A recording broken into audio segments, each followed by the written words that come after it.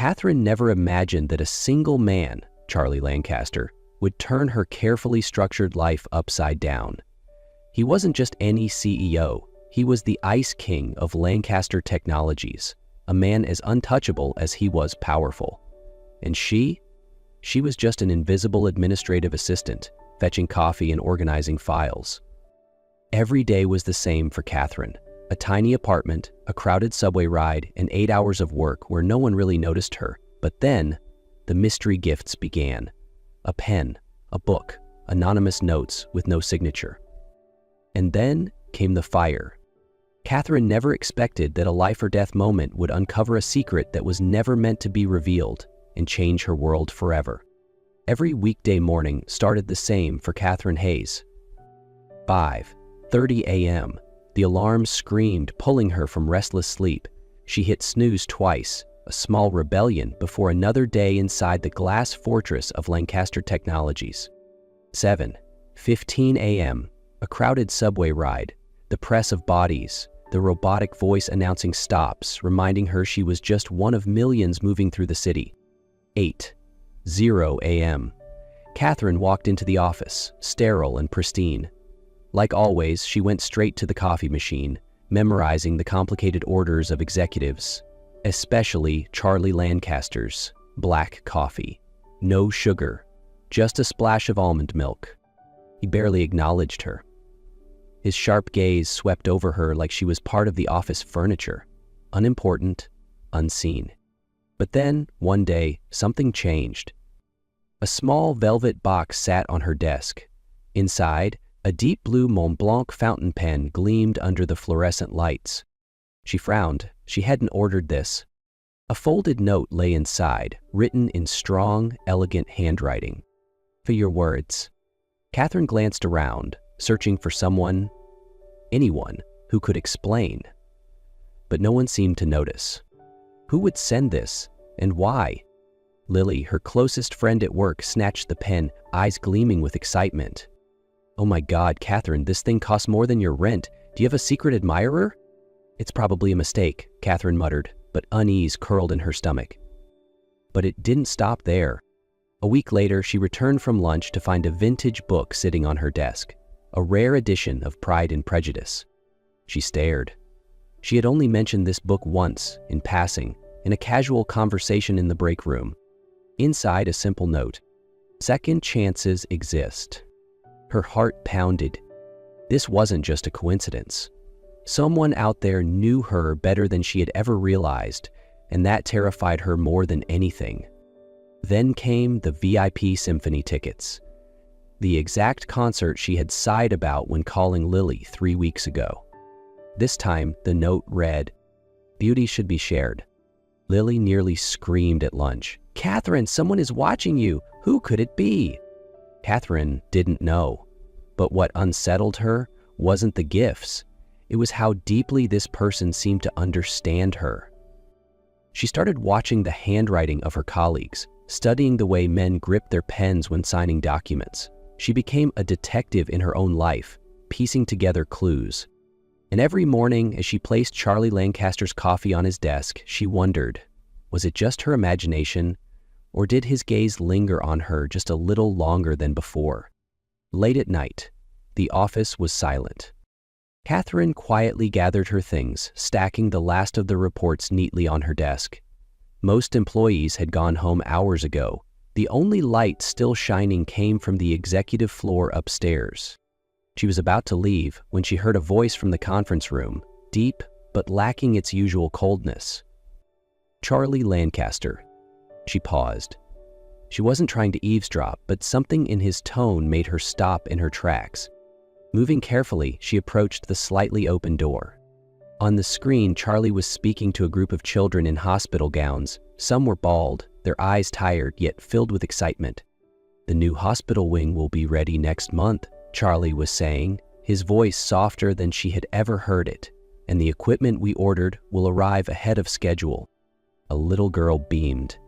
"Thank you, Mr. Charlie." Charlie smiled, a smile Catherine had never seen before.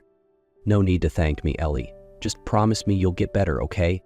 Catherine forgot how to breathe. This wasn't the Charlie Lancaster the world knew, the ruthless CEO with an unreadable expression. This was someone else entirely. The rumors about him suddenly made sense. A fiancé lost in an accident, a broken family. The years he disappeared from the public eye, people assumed he had been building his empire. But now, Catherine understood. He had been helping those who had no voice. She stood frozen.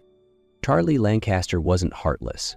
He had simply mastered the art of hiding his heart from a world that never bothered to look deeper. When the call ended, Charlie sighed, rubbing his temples. A moment of rare vulnerability, his mask slipping for just a second. And then, his gaze lifted, locking onto hers. Silence stretched between them. Catherine felt her heartbeat stutter.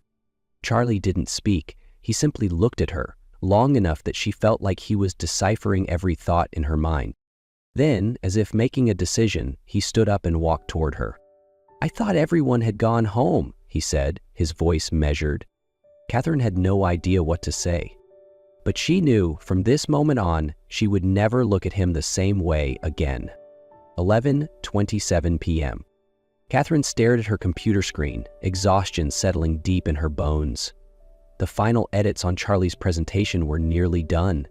The shareholder meeting was in the morning, and it had to be perfect. The office was nearly deserted, the only light coming from her screen and a few dim hallway bulbs. The silence felt unnatural, like she had stepped into an empty world where she was the last one left. Then she smelled it. A faint, acrid scent in the air. Catherine frowned. She stood up, stepping outside her office, and her stomach clenched. Smoke. It seeped in from the far end of the hallway, curling across the carpet like an invisible monster. Then the fire alarm screamed. Panic surged through her. She spun toward the emergency exit, but flames were already blocking the stairwell. She turned the other way, but the smoke was thickening, swallowing the entire floor. Catherine's lungs burned, every breath searing like fire itself. Smoke curled around her like a suffocating embrace, and for the first time, she truly felt helpless. A voice shouted through the chaos. "Catherine!" She turned and saw Charlie. He was running toward her, no longer the perfectly composed CEO. His white shirt wrinkled, sleeves pushed up, urgency in every movement. Gone was the Ice King of Lancaster Technologies. In his place was a man pushing through fire to find her. "This way!" Charlie's grip was firm yet urgent as he pulled her through the blinding smoke, his voice the only steady thing in the chaos. "Trust me." Without hesitation, he led her toward the conference room, the one place that might save them. He slammed the door shut just as flames crept closer, the air thick with smoke.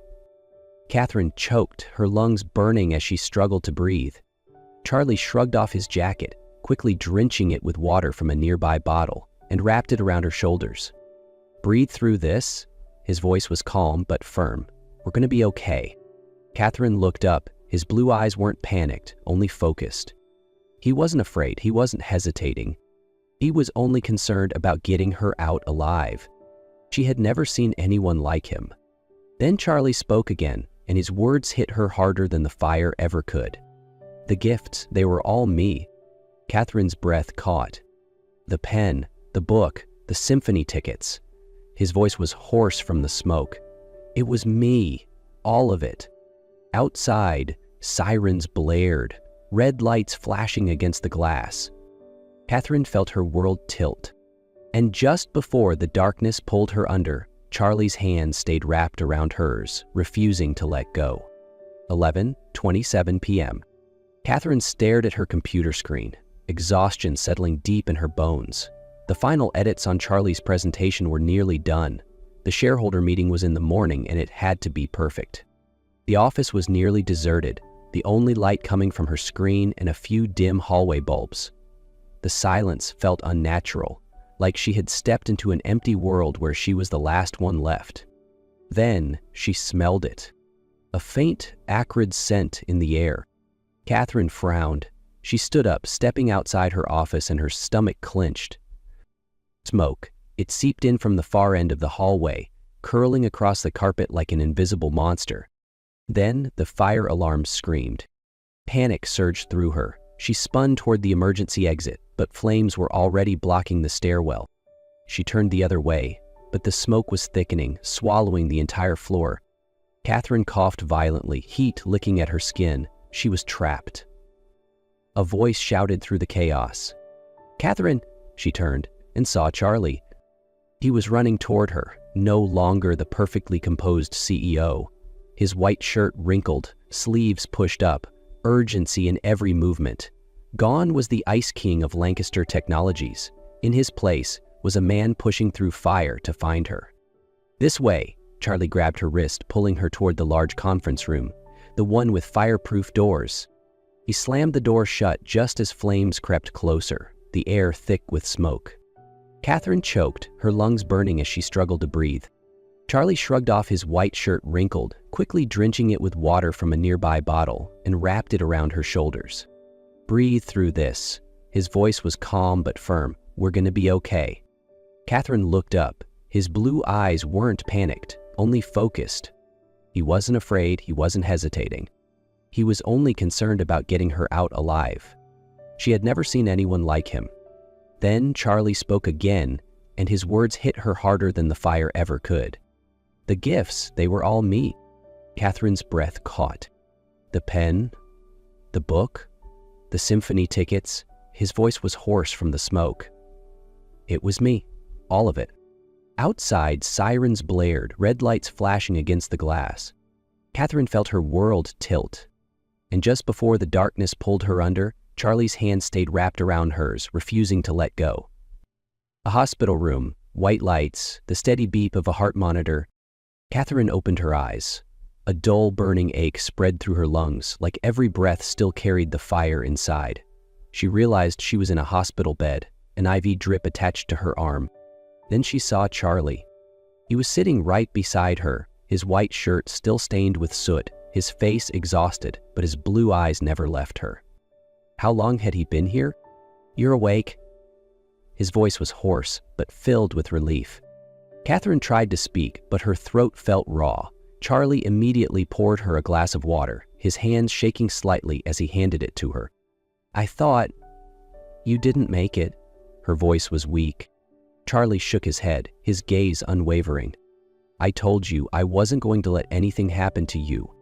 And in that moment, everything became clear. No more mystery gifts, no more stolen glances in the morning. Charlie Lancaster hadn't just been watching her from afar. He had chosen her. But life wasn't a fairy tale. When Catherine returned to work a week later, the whispers had already begun. She didn't need to hear them clearly to understand. Why would the CEO risk his life for her? Do you think they had something going on? She's obviously using him. No one cared about the truth. No one saw the man who had risked everything, not as a CEO protecting an employee, but as a man fighting for someone who mattered more than anything. He tried to shield her, but the more he did, the worse the rumors became. And then, HR called her in. "We believe a department transfer might be in everyone's best interest." Best for who? Catherine wanted to laugh. She walked out of that office with her mind made up. This couldn't continue. That evening, she wrote her resignation letter, but instead of emailing it, she walked straight to the executive floor, where Charlie was in a board meeting. Under the stunned gazes of the company's top executives, she placed the letter in front of him. "I'm not leaving because I did anything wrong." She met his gaze, steady and sure. "I'm not leaving because of the rumors or because of the whispers behind my back. I'm leaving because for the first time in my life, I know exactly what I want, and I won't let fear stop me." Charlie held her stare, not surprised, only something that looked like regret. But he didn't stop her. Because he knew, just as she did, this was a battle she could never win if she stayed. 2 days later, a knock sounded at Catherine's apartment door. She opened it, and Charlie stood there. No tailored suit, no distant demeanor, just a man with unspoken words in his eyes and a thick manuscript in his hands. Her manuscript. Catherine froze, her heart pounding. "You read it?" Charlie nodded, voice steady. "Every word." He lifted the pages, lined with his handwritten notes. "You wrote a beautiful story, Catherine. His voice softened. "But you got one thing wrong." Catherine frowned. "Wrong? What do you mean?" Charlie inhaled deeply, as if finally gathering the courage he had long lacked. "The ending." She barely had time to react before he continued. "Because in the real story," his voice shook slightly, "I have loved you for so long, Catherine, but I was a coward. I thought standing in the shadows, watching over you was enough. I thought the gifts could speak the words I never dared to say. But when I almost lost you, I knew silence was no longer an option." Catherine felt the world tilt. "I hid behind the gifts." Charlie let out a small, broken laugh, his blue eyes filled with something raw and real. "I thought watching you from a distance was enough. But when I saw you surrounded by smoke, when I thought I had lost you, I realized that if I didn't reach for you, I would have nothing left." Catherine swallowed hard, her chest tightening at every word. "I resigned." She stared at him, speechless. Charlie met her gaze, unwavering. "I don't care about titles or what the world expects of me. I don't want to be your boss, Catherine. I just want to be the man who sees you, truly sees you for everything you are and everything you dream to be." Catherine's heart skipped a beat. She stepped aside, opening the door wider. "Do you want to come in?" Charlie gave a small, knowing smile. "I thought you'd never ask." That night, they talked like there had never been a wall between them. That night, they started writing a new story, their own. 6 months later, their novel was published. One evening, as Charlie walked into Catherine's living room, his gaze suddenly caught on something. A framed photograph on her bookshelf. Catherine followed his eyes, then let out a soft laugh. It was an old charity concert photo from 20 years ago. On stage, her mother played the violin, and beside her, a little girl with Catherine's eyes. Charlie exhaled, as if something finally made sense. "Fate has been trying to bring us together for a long time," he murmured, "but this time, I'm not letting it slip away." Catherine looked up at him, smiling. "Because love isn't about fate or destiny. It's about choosing each other, every single day, and together we'll keep writing, one page at a time." Catherine and Charlie's love wasn't just sweet, it was filled with laughter. Charlie, once a cold and calculated CEO, now struggled to make breakfast for Catherine, often resulting in something more burnt than any failed business deal. "Charlie, is that supposed to be scrambled eggs or an emergency?" Catherine giggled, watching him frown at the pan. "I can run a company, Catherine, but I can't run a frying pan." On the other hand, Catherine wasn't much better when she tried to teach Charlie yoga to help him relax. "This pose is supposed to release tension." "Catherine, I'm not tense, but I think my spine is about to snap." Between romantic nights and ridiculous moments, they both knew they had found the perfect person to spend forever with. 1 year later, Catherine never imagined she would stand in a room filled with candlelight, her heart pounding, as the man before her knelt down, a ring in his hand. Charlie took a deep breath, as if, despite once being a powerful CEO, this was the hardest thing he had ever done. "Catherine Hayes?" His voice was steady, his blue eyes locked onto hers. "I spent too long hiding how I felt, but from the moment I almost lost you in that fire, I swore I would never let that happen again. You are not just the woman I love. You are my partner, the person who showed me that life isn't just about numbers and strategies, but about small, priceless moments." Charlie opened the box, a simple but elegant diamond ring. "So, I ask you, will you continue writing this story with me? Will you be my wife?" Catherine laughed softly, tears glistening in her eyes. "Of course, yes," Charlie grinned, standing up and pulling her into his arms, as cheers and applause erupted around them. A sunny day, a chapel filled with white roses. Catherine walked down the aisle, her father by her side, but her eyes were only on one person, Charlie, waiting at the end, his blue eyes filled with nothing but love. When her father placed her hand in his, Charlie held it tight, making a silent promise that he would never let go again. "From today, we start a new chapter together." And as they kissed for the first time as husband and wife, Catherine knew this was the most beautiful chapter yet. 3 years later. Their cozy beachside home was filled with laughter. Charlie sat on the living room floor, his once crisp suits replaced by a rolled-up shirt and soft, adoring eyes as he held their twin daughters in his lap. Emma and Lily, their little princesses. Catherine leaned against the doorway, smiling as she watched her husband play with their daughters. "Daddy, read us a story." Emma, with the same deep blue eyes as her father, pouted. "Tell us the love story about you and Mommy," Lily, the mischievous one, giggled. Charlie glanced at Catherine, his eyes twinkling. "Our love story? All right, but you should know, your mother wrote it."